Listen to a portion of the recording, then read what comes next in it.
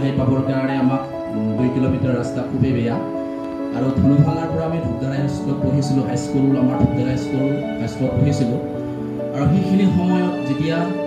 মায়ে আমাক 1 টকা বা 2 টকা দিয়ে 2 টকা দিলে 2 দিন যাব লাগে 1 টকা দিলে এদিন যাব লাগে বা 2-3 টকা দিলে আমি 2 দিন যাওঁ স্কুলত এইটো হাত খৰচ হিচাপে দি দিয়ে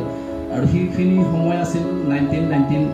98 99 সেই সময়খিনিৰ আমি আচলতে তেতিয়া যিখিনি ল'ৰা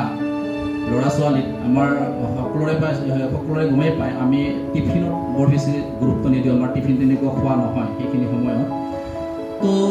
সেই পইচা যিখিনি দিছিল গাড়ী ভাড়া বা মায়ে খাবৰ কাৰণে যি পইচা দিছিল সেই পইচাখিনি ৰাহি কৰি মই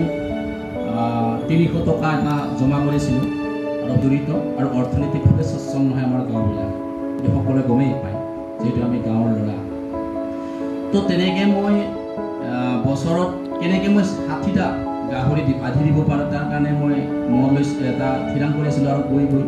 মই যেতিয়া 1টাৰ পৰা 3টা 3টাৰ পৰা 6টা 6টাৰ পৰা 7টা এনেকৈ বঢ়াই মই 2014 চনলৈকে গাহৰি আধি আনিছিলোঁ আৰু যেতিয়া মই 97 98 99 চনলৈকে মই যেতিয়া মই গাহৰি আধি আছোঁ চব এটা বহুত বেলেগ বস্তু আৰু সুবিধা এটা বহুত বেলেগ বস্তু তো মই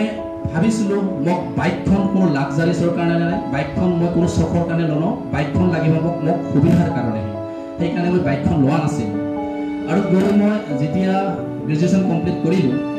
গ্ৰেজুৱেশ্যন কমপ্লিট কৰি থকাৰ পিছত 2007 চনৰ শেষৰ ফালে মানে 8 চন পঢ়িছে তেতিয়া মই জানুৱাৰী ফেব্ৰুৱাৰী মাহত গাঁৱত তামোল পাৰি আছিলোঁ যিটো তামোল ব্যৱসায়টো আছিল তামোল পাৰি থাকোঁতে গাঁৱৰে এজন ভতিজা ল'ৰা তেতিয়া মোৰ লগৰ দুজন হিৰণ ৰাভাৰ লগৰ ল'ৰাজনক তেতিয়া মই তেওঁক কৈছিলোঁ আমি এই 1000 জোপা কলগছ যদি বেমাৰ নালাগে 300 টকাকৈ বিক্ৰী কৰিলে আমি 3 লাখ টকা পাম 200কৈ বিক্ৰী কৰিলে 2 লাখ টকা পাম 100কৈ বিক্ৰী কৰিলে আমি 1 লাখ টকা পাম 50 টকাকৈ বিক্ৰী কৰিলে আমি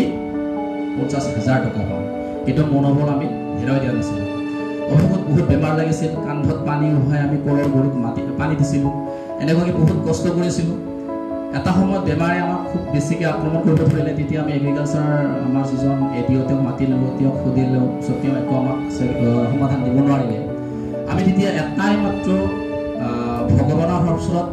হাতনি ধৰিছিলোঁ অন্তত যি হ'ল আমাৰ যিখিনি খৰচ হৈছে সেইখিনি যাতে আমাৰ মাজৰ পৰা ওলাই নাযায় তাৰ কাৰণে আমি অহৰহ চেষ্টা কৰিছিলোঁ কলখিনিৰ কাৰণে আৰু তেতিয়া আমি যেতিয়া কলখিনি বিকিব আৰম্ভ কৰিছিলোঁ তেতিয়া আমাৰ 50% কল আমাৰ আমি হাতী ৰখি আছিলোঁ তেতিয়া নৱেম্বৰ মাহ আৰু সেইখিনি সময়ত আমি যেতিয়া 10,000 কলগছ লৈছিলোঁ আমি কলখিনি বাগানত আমি 300 টকাকৈ বন্দবস্ত কৰিছিলোঁ বেপাৰী বকৰ বেপাৰী তেতিয়া আমি মোৰ লগত যি আৰু 5জন ল'ৰা মোৰ কাষত কৰিছিল তেওঁলোকৰ লগত মই বহিলোঁ আমি হাতী ৰখি আছোঁ জুই পুৱাই আছোঁ আৰু সেইখিনি সময়ত মই তেওঁৰ লগত ক'লোঁ আমি যদি এই 10,000 কল বিক্ৰী কৰি ল'ৰাজনক কৈছিলোঁ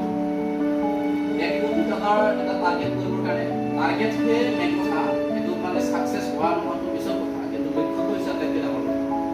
তো তেতিয়া আমি যেতিয়া 1 কৰোৰ টকাৰ এটা থিৰাং কৰিছিলোঁ তেতিয়া আমাৰ কাৰণে কলগছ লাগিব কিমান 30,000 জোপা 30,000 জোপা যদি আমি কলগছ যদি আমি বিক্ৰী কৰোঁ 30,000 ঠক যদি আমি কল বিক্ৰী কৰোঁ তেতিয়া আমি কলগছ কলখিনি বিক্ৰী কৰি আমি 90 লাখ টকা কলডিল বিক্ৰী যদি আমি 5 টকাকৈ বিক্ৰী কৰিব পাৰোঁ তেতিয়া আমি